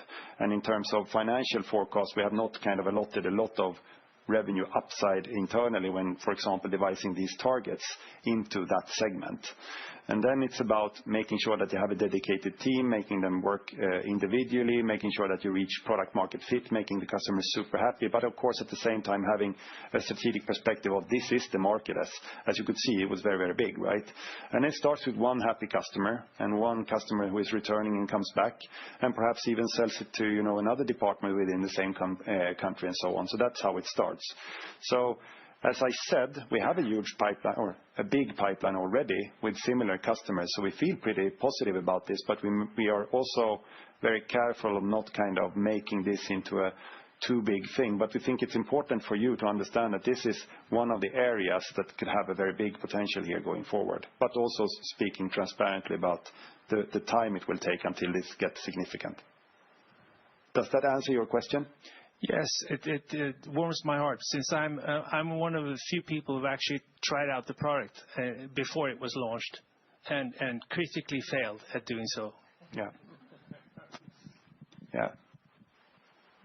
And in order for us to get into the bigger part of the pyramid and go deeper in the market, then you can't launch half mature products. Then you have to really nail it in all the different aspects. It becomes more of like a consumer product. For example, if this looks like an Xbox, it should behave like an Xbox when I open it. Same thing with this one. So we are definitely aware of the ambition level that we have to have internally to reach these markets.